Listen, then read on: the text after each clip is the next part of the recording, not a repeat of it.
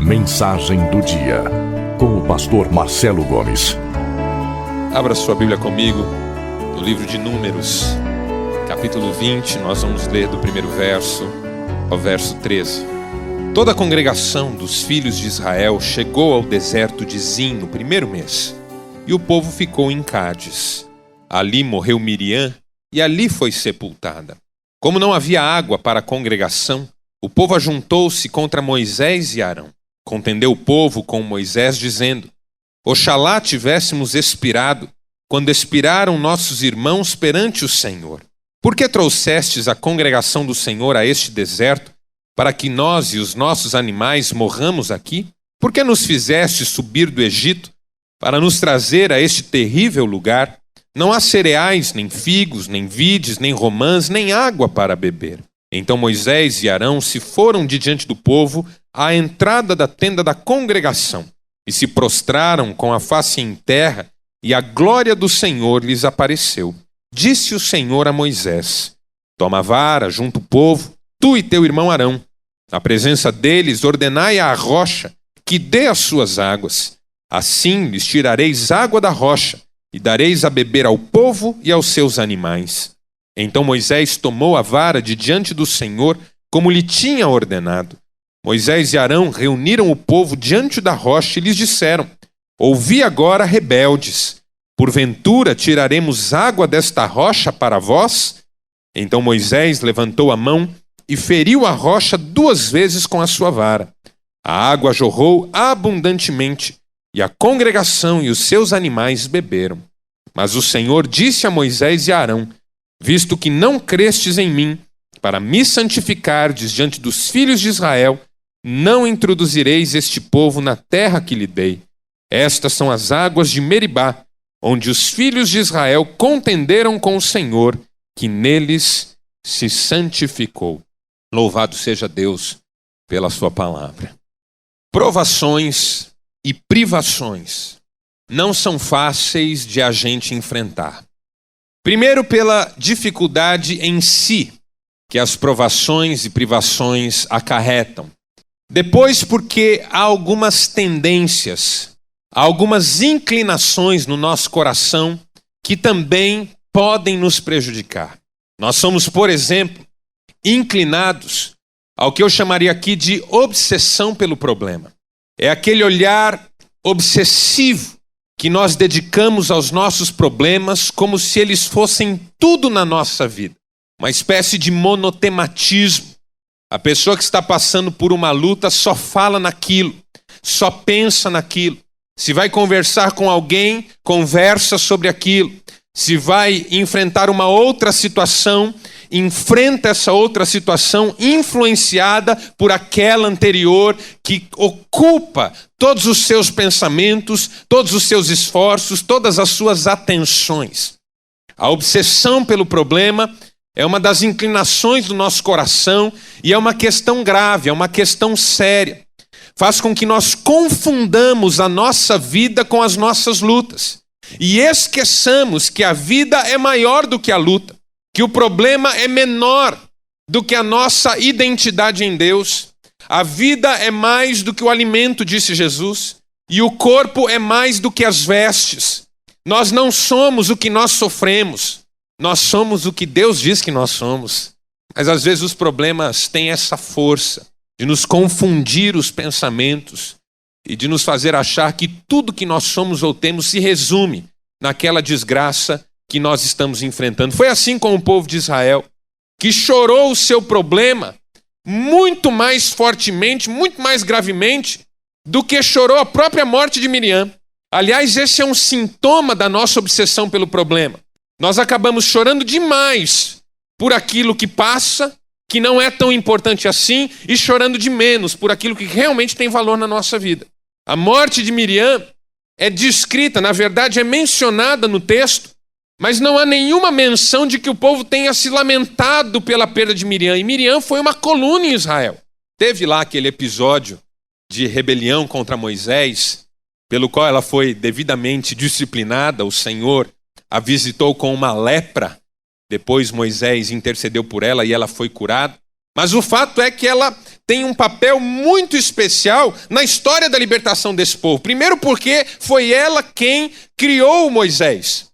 Foi ela quem compareceu diante da princesa que achou Moisés no rio para dizer: eu conheço uma ama de leite, que era a própria mãe de Moisés. Foi ela quem acompanhou a princesa em todos os momentos e esteve ao lado de Moisés em todo o tempo.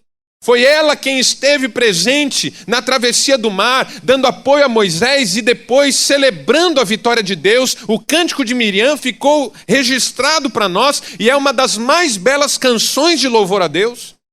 Miriam era conselheira. Miriam sempre esteve ao lado de Moisés e Arão. Miriam era uma serva do Senhor. Ela morreu e não há nenhuma menção no nosso texto de que o povo tenha lamentado. O povo lamentou a falta d'água.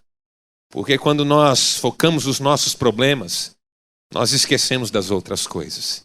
E às vezes deixamos passar despercebidas coisas que nos deveriam ser muito mais caras e muito mais importantes. Ficamos obcecados, uma visão obcecada, esse monotematismo que só faz nos deixar ainda mais derrotados diante das nossas lutas. Há uma segunda tendência no nosso coração, que é uma tendência ao que eu chamaria aqui de amnésia seletiva. A amnésia seletiva faz com que nós nos esqueçamos tão somente daquelas bênçãos, daquelas coisas boas, daquelas alegrias que Deus já nos concedeu. Nesse momento, fica a sensação de que o povo esqueceu das pragas, da travessia do mar, das codornizes que caíram do céu, do maná, da rocha que já havia dado água no deserto, lá atrás, na trajetória desse mesmo povo. Tantos milagres, a coluna de fogo durante a noite, a nuvem durante o dia, as sandálias cujas solas não se gastavam. E o problema, no primeiro lugar, o esquecimento das coisas boas, uma atitude de ingratidão diante de tantos benefícios que Deus já havia dado, em nome daquela ausência pontual, daquela privação pontual que o povo estava enfrentando. Nós somos assim. Por causa de algumas ausências, nos tornamos tão desanimados que nos esquecemos de quantas presenças há na nossa vida. Acordamos de manhã pensando no que temos que enfrentar e esquecemos que dormimos numa cama confortável, um teto sobre a cabeça, temos roupas boas para pôr no corpo, alimentos sobre a mesa, pessoas de Deus com quem contar. Quantas vezes agradecemos por essas coisas, mesmo em meio às dificuldades? É a amnésia seletiva. Esquecemos da bondade, lembramos só da tragédia, do desconforto, do descontentamento. Terceira inclinação do coração que a gente encontra nesse texto e que faz parte da nossa vida também, a inclinação à murmuração. Aliás, meribá é uma palavra hebraica que significa queixa, reclamação, murmuração. Ali o povo queixou-se contra Deus. Ali o povo reclamou contra Moisés e Arão. Um lugar que era para ter ficado conhecido como lugar de vitória, de milagre, de bênção, se tornou lugar de murmuração, de reclamação. Aquele problema que o homem enfrenta, por exemplo, foi dispensado do emprego, mas logo na sequência, um mês depois, arrumou outro.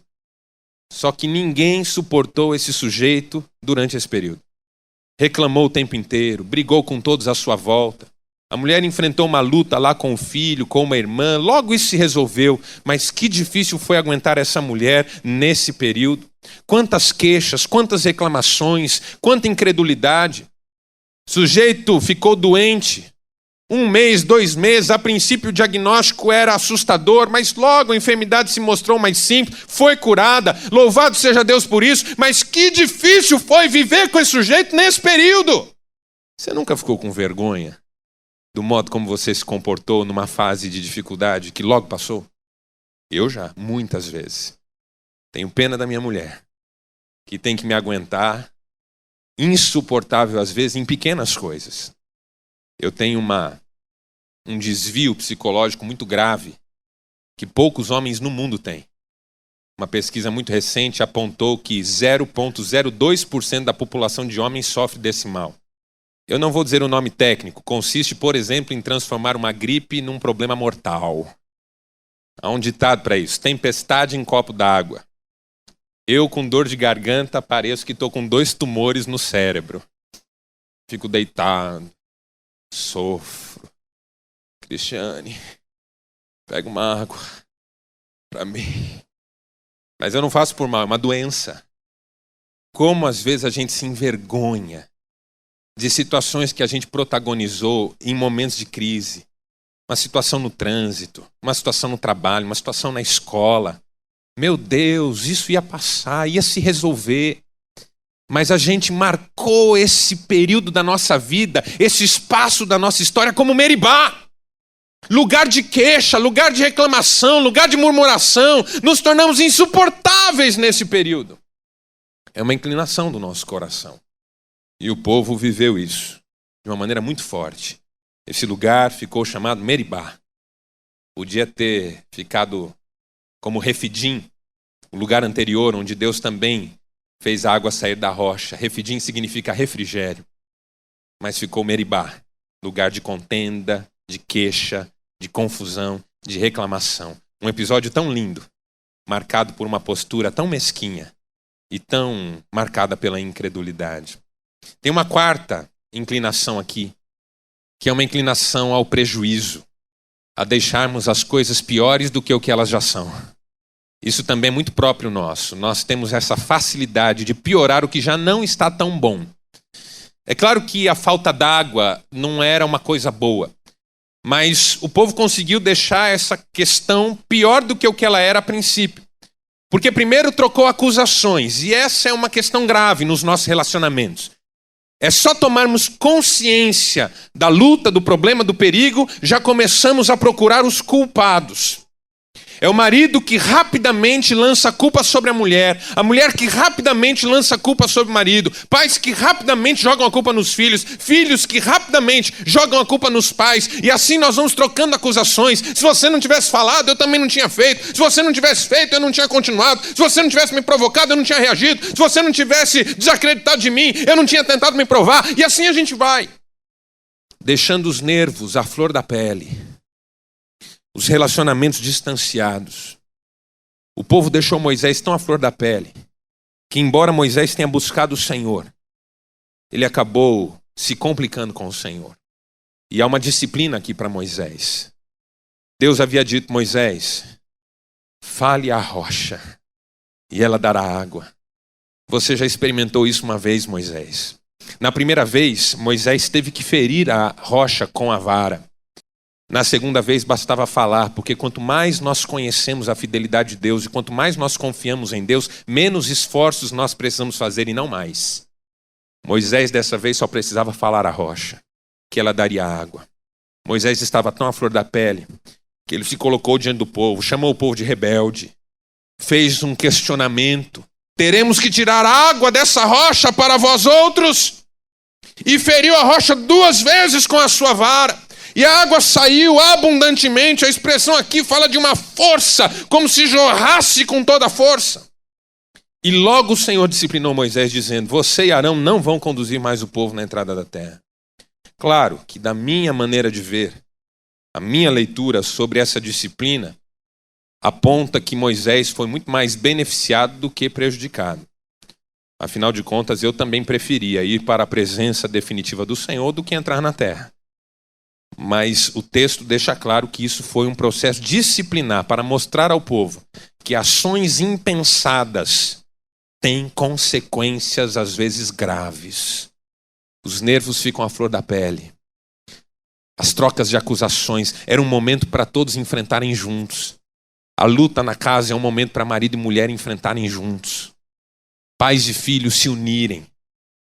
Mas nós vamos trocando acusações, nos distanciando uns dos outros, e quando vemos, cada um está lidando do seu jeito e piorando as coisas. E a mulher está tão à flor da pele que ela põe os pés pelas mãos. O marido tão à flor da pele que ele fala o que não dá para buscar de volta. Porque a palavra é sua enquanto ela não saiu da sua boca. Depois que ela saiu da sua boca, ela não pertence mais a você. E você não tem mais autoridade sobre ela. Inclinações do coração. E aí a pergunta que nós precisamos fazer é a seguinte: qual é o caminho? Qual é o caminho para vencer essas inclinações do coração? Para superar essas tendências e enfrentar as lutas como Deus quer que nós as enfrentemos? Eu acredito que esse texto nos dá algumas pistas. Primeira dica do nosso texto para a gente enfrentar as lutas é o que eu vou chamar aqui de uma consciência do deserto. O povo precisava de uma consciência do deserto, que trata da consciência que a gente tem de estar num deserto e do que é que o deserto trata e o que é que o deserto significa. Porque a sensação que eu fico de imediato é que não existe nada mais óbvio no deserto do que a falta da água. O povo estava no deserto. E é do deserto, em tese, não ter água disponível. Mas a sensação que eu fico é que o povo não estava preparado para os desafios do deserto. Pois essa é uma questão muito nossa também. Nós, ao que parece, não estamos preparados para a vida. O deserto para nós não está claro. As nossas fantasias de realização são muito fortes. Nossos idealismos românticos. Nós projetamos a nossa vida como uma carreira meteórica ascendente, sem percalços, sem problemas, sem dores de cabeça. Eu costumo brincar que o símbolo da nossa presunção por um roteiro sem dificuldades é o modo como os nossos carros são feitos, grosso modo. O step dos nossos carros, em geral, estão no porta-mala debaixo da bagagem. Então você sai para viajar e se furar um pneu, o step está debaixo da sua bagagem. No meu carro, o step está debaixo da minha bagagem, que por sua vez está debaixo da bagagem da Cris, que é muito maior que a minha. Tem que tirar tudo. Ou seja, eu não estou pressupondo que esse pneu vai furar. Senão eu não entupia esse porta-mala de coisa. Se furar, eu tenho dois constrangimentos. Ter que trocar o pneu e ter que colocar minha bagagem toda ali na rodovia. É um símbolo, só um símbolo, que reflete como nós não estamos prevendo que no deserto falte água. Os nossos idealismos, nosso romantismo, essa carreira, nada vai acontecer, é uma torcida interna, nada vai acontecer de errado. E a gente esquece, por exemplo, o que diz Hernandes Dias Lopes, quando menciona que o deserto para o cristão não é um acidente de percurso, o deserto para o cristão é uma agenda. Ele faz parte do pacote. Ele deve estar lá. Por quê? Porque ele não é um desvio do caminho, ele está no caminho entre o lugar de onde você sai e a terra prometida. Não é que as coisas saíram do roteiro, é que o roteiro contempla o deserto. Mas eu não aceito o deserto. Eu não aceito nem mesmo que esteja em peregrinação para algum lugar. Eu quero que cada oásis da minha vida seja toda a minha vida e que o meu deserto seja, na verdade, um paraíso. Você já reparou como a gente esquece rapidamente que essa vida não é a vida que vale? Que nós estamos aqui de passagem, que a terra que nos foi prometida é outra. Fui com a Cristiane para um lugar horroroso, chamado Termas de Jurema. Uma viagem missionária. Ficamos 3 dias. Piscinas de água quente, uma natureza exuberante. Passamos os dias conversando, namorando, lendo. Eu levei um livro do Goethe, Os Sofrimentos do Jovem Werther, e ela levou um livro da Jane Austen, Orgulho e Preconceito. Livros muito bons. Então nós líamos, conversávamos, comíamos. Eu comia. Um lugar maravilhoso. Houve momentos em que eu esqueci que aquilo não era a minha vida. E às vezes a gente dizia um para o outro, vamos ficar para sempre. Vamos, se a gente ficar escondidinho aqui no quarto, será que eles descobrem que nós ainda estamos aqui? A gente esquece rápido. O próprio Werther, no livro do Goethe, chega a dizer o seguinte: o que nos torna mais felizes é nos deixarmos ir ao acaso num doce engano. Ah, como é bom nos enganarmos e pensarmos que quando tudo está bem, essa é a nossa vida. Mas logo Deus providencia um deserto para você não esquecer. Por isso que o sábio fez uma oração lindíssima no livro da sabedoria bíblica, que é Provérbios. Senhor, eu te peço duas coisas. Não me des a pobreza, para que eu não venha roubar e assim blasfeme o teu nome. Mas também não me des a riqueza, para que eu não me esqueça de ti. Eu não quero me esquecer que essa vida passa, que esse lugar não é permanente e que finalmente eu estarei contigo para todo sempre. Aleluia por isso. Deserto. Assumir o deserto. Pressupor as privações, as provações, as ausências. Está tudo bem? Ore, clame, quem está em pé, veja que não caia, vigie sempre. São orientações da palavra. Jesus nunca nos iludiu, nunca mentiu para nós, nunca nos enganou. No mundo tereis aflições. Casamento não é fácil, ter filhos não é fácil, mercado profissional não é fácil, sustentar uma casa não é fácil, não é fácil lidar com o corpo, a enfermidade faz parte da vida. Perder pessoas queridas faz parte.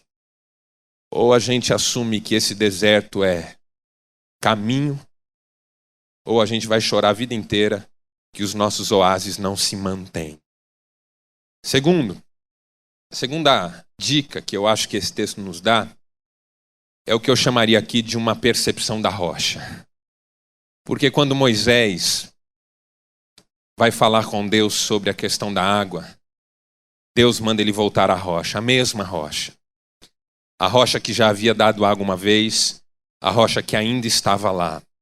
O apóstolo Paulo, em 1 Coríntios 10, sugere que tratava-se da mesma rocha que seguia o povo. E ele diz: a rocha era Cristo.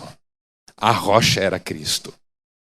A percepção da rocha faltou ao povo, mas logo Deus lembrou o povo da existência da rocha, da presença da rocha e desse lugar de refúgio que a rocha representava. Sempre há para onde correr, sempre há quem buscar, sempre há em quem nos refugiarmos. Deus está sempre presente. Essa rocha faz lembrar que há bases, que há fundamentos, que nem tudo está perdido, que há convicções, que há aquilo que é inegociável. A falta d'água não pode diminuir nem destruir a força da presença de Deus no nosso deserto. Deus é o nosso refúgio e fortaleza, socorro bem presente na hora da angústia. A rocha está lá, ela sempre esteve, ela sempre estará, sempre haverá uma rocha, meu irmão. Sempre haverá uma rocha. A rocha para onde nós corremos quando as coisas apertam. A rocha que acompanha. A rocha que é símbolo dessa fidelidade de Deus. Olhar para a rocha e não para as ausências. Tem 2 textos na Bíblia que ilustram bem essa questão. Pedro descendo do barco para andar sobre as águas. O texto deixa claro que quando ele passou a olhar a força dos ventos e das ondas, ele naufragou.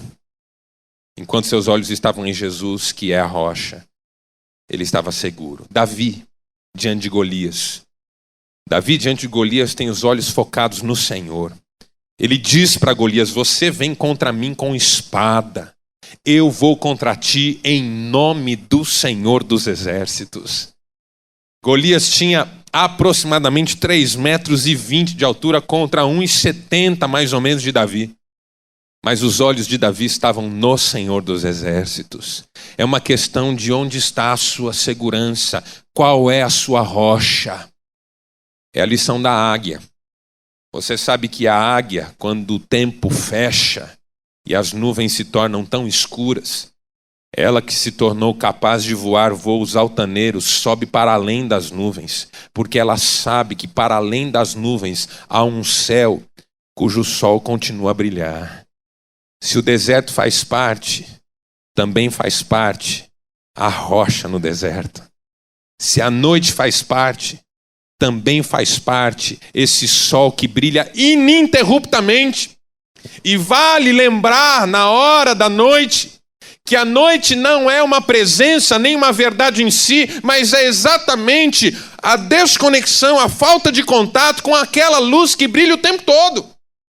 O que aconteceu foi que a terra e o lugar onde nós estamos nela ficou em determinada posição, que a luz brilha nas costas. E essa falta de luz brilhando diretamente é que nós denominamos noite. Embora não sejam trevas absolutas, porque Deus sempre providencia um luzeiro para a luz brilhar, ainda que indiretamente. Sempre levanta alguém, sempre há uma pessoa dele para estar perto de nós nessa hora. Mas a gente sabe que se a terra continuar seguindo seu curso, logo a luz que não parou de brilhar incidirá novamente sobre nós, numa figura de que o Deus cuja luz nunca cessa, cujo poder nunca falha, cuja autoridade nunca diminui, mesmo naqueles momentos em que nós estamos passando por crise, esse Deus finalmente estenderá sobre nós as suas asas, estenderá para nós as suas mãos e virá em nosso socorro. É só deixar a vida seguir o curso. No deserto você segue em frente. No deserto você não senta, no deserto você não para, no deserto você não desanima, deserto não é lugar de parar, você segue em frente. É necessário sair desse deserto, e enquanto o deserto está lá, a rocha está também. A gente não para de movimentar no deserto, a gente segue a vida. Alberto Barrientos escreveu um livro chamado Trabalho Pastoral, e ele diz assim: a gente não desce do trem no túnel, não é a hora certa para descer. Deixa o trem seguir o seu curso. Já já chega uma estação e aí você decide o que quer fazer. A luz vai brilhar, meu irmão. O sol vai brilhar. O deserto vai passar. Enquanto isso, lembre-se da rocha. A rocha sempre esteve lá. Foi você que se distanciou dela. É a gente que se esquece da rocha. Mas a rocha sempre esteve, sempre estará à nossa disposição. Amém por isso? Louvado seja Deus. E por último, terceira ideia, terceira dica que eu acho que esse texto nos dá, é uma confiança no impossível como possível. Porque a rocha que está lá à disposição é apontada por Deus como fonte de mananciais incríveis. Esse é o detalhe. A rocha será como uma torneira gigantesca para matar a sede do povo. Isso é impossível.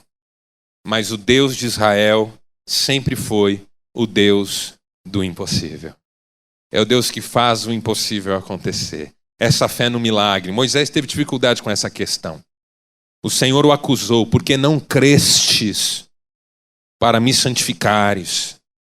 Na disciplina de Moisés há uma denúncia. Faltou fé, Moisés. Confiança plena. Entrega absoluta. Você sabe que eu não falho, Moisés. Você devia me santificar, meu filho. Você sabe que eu não volto atrás, Moisés. Que a minha palavra não volta vazia. Que ainda que o cenário da sua vida tenha se tornado impossível, a possibilidade o invadirá. E aquele lar destruído que já desmoronou vai ressurgir com uma família forte em nome de Jesus. E aquela situação insolúvel vai ser colocada no trilho pelo Senhor através do Espírito Santo, e logo tudo estará bem.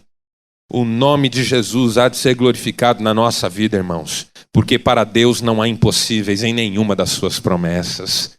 O Deus que abriu o mar para o povo passar a pés a seco. O Deus que fez o alimento cair do céu e a água sair da rocha. O Deus que deu vitória nas batalhas. O Deus que fez muralhas caírem. O Deus que falou por meio de profetas, de reis, de sábios e até de mulas. O Deus para quem não há impossíveis e que disse através do profeta: agindo eu, quem impedirá? Esse Deus está do nosso lado, agindo em nosso favor. Suas mãos não estão encolhidas, como diz o profeta, seus ouvidos não estão agravados. Clama a mim e responder-te-ei, anunciar-te-ei coisas grandes e ocultas que não sabes. Essa confiança fundamental. Nós precisamos depositar a nossa fé no Senhor e saber que quando a vida está nas mãos dele, o impossível se torna possível e a rocha vira um manancial de águas maravilhosas, cristalinas, deliciosas, que matam a sede do povo e de todos os animais. É Jesus a nossa rocha. Para nós, Jesus é a rocha. Ele sempre esteve, está e sempre estará conosco. Ele também passou pelo deserto. O deserto para ele não foi acidente de percurso, foi a agenda de Deus. O texto diz que ele foi levado para o deserto por Deus, pelo Espírito Santo, a fim de ser tentado por Satanás. Satanás não é o nosso condutor para o deserto. Satanás é aquele que nós encontramos no deserto, porque o deserto é o seu habitat. Mas não é ele quem nos leva para o deserto. Quem nos leva para o deserto é Deus. Jesus esteve lá, cumpriu essa agenda fundamental para que o seu ministério explodisse como um ministério de milagres que de fato foi. E é o nome de Jesus que faz com que o impossível se torne possível. Tudo quanto, pois, pedirdes em meu nome, o Pai vos concederá. Vamos fechar os olhos para orar? Obrigado, Senhor. Obrigado pela tua presença no nosso meio. Tu és a rocha da nossa salvação, a fortaleza da nossa vida. Sob as tuas asas estamos seguros. Em ti temos abrigo. Tu és a esperança da nossa alma e a tua alegria é a nossa força. Faz-nos como crianças que confiam no Pai Celestial, que se derramam, que se entregam, cujos sentimentos são verdadeiros. Dá-nos correr para os teus braços quando temos medo de um sem número de perigos, Pai. Dá-nos correr para os teus braços. Fala conosco, Senhor. Dá-nos falar a ti. Dá-nos fé. Fé que o impossível é possível. Não porque deixa de ser impossível, mas porque é tomado nas mãos daquele para quem não há impossíveis. Faz a tua obra em nós, Jesus. Enche-nos com teu Espírito Santo. Toma-nos agora nas mãos. Dá-nos força nas nossas lutas, porque vamos atravessar esse deserto e vamos celebrar com Miriam que o nosso Deus é um Deus de vitórias e que a nossa sorte está garantida na fidelidade desse Deus, cujas promessas não podem falhar. Seja a tua bênção sobre as famílias, Pai, sobre os lares, sobre as pessoas, sobre aqueles que nós amamos. É a nossa oração em nome de Jesus. Amém. Amém.